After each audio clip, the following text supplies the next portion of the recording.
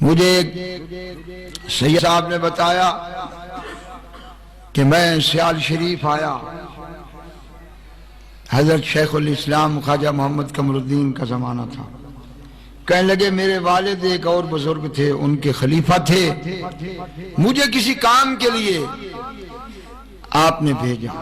میری عمر کہنے لگے کو 14-15 سال تھی، تو مجھے کوئی پتہ نہیں تھا کہ کسی بزرگ کی حاضری کے آداب کیا ہیں۔ وہ سید تھے، ویسے ہی شہزادے تھے، اور سید ہو، پیر کا بیٹا ہو۔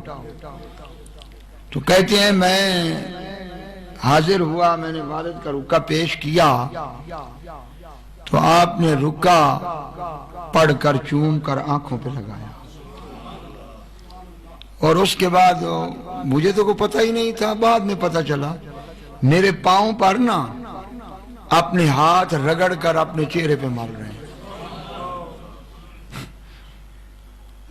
پاؤں پہ ہاتھ مال کر میرے پاؤں پہ، اور رگڑ کر اپنے چہرے پہ مال رہے ہیں۔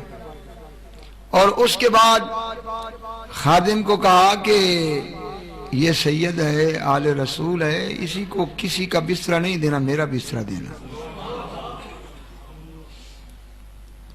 تو کہنے لگے مجھے بستر پہ، اپنے بستر پہ سلا دیا، اور اپنا فرمایا کہ میرا بستر نیچے ڈالا۔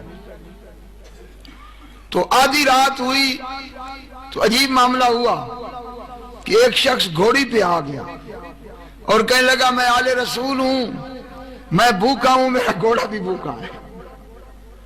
تو کہتے ہیں آپ میری کان پہ آواز آئی اور میں نے دیکھا کہ آپ چھلانگ لگائی، اٹھے اور چادر باندھتے تھے آپ، تو چادر کو باندھا بھی نہیں، یہاں سے پکڑا اور خادم کو کہا کہ جلدی آ، یہ سید صاحب ہیں، فوراً ان کے گھوڑے کو لے جا اور فوراً لنگر سے کھانا لے آ۔ تو ان کے قدموں پہ ہاتھ رکھا، ان کو کھانا کھلایا اور فرمایا کہ ادھر ہی ان کی چارپائی ڈال دے۔ فرمایا ادھر ان کی چارپائی تھی، ادھر میری چارپائی تھی۔ اپنا شاہ صاحب کہنے لگے درمیان میں نیچے آپ کا بستر تھا، اور کہنے لگے کہ آج میری زندگی کا بڑا ہی مبارک دن ہے کہ میرے دائیں بھی سید ہے، میرے بائیں بھی سید ہے،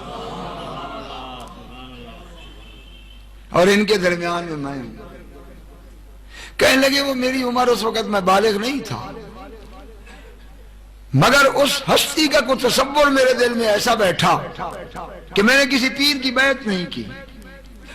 کو 35 سال کی عمر میں میرا والد مجھے لے گیا، جہاں ان کی بیعت تھی وہاں لے گیا۔ تو انہوں نے کہا کہ سید کا بیٹا ہو کر اتنی عمر تیری ہو گئی ہے اور تو بیعت کے لیے نہیں آیا، تو آج بیعت کے لیے آیا ہے؟ تو میں نے دل میں کہا میں نے ادھر بیعت کرنی نہیں، میں نے کرنی اسی کی ہے جو سید کے پاؤں پہ ہاتھ رکھ کے چہرے پہ ملتا۔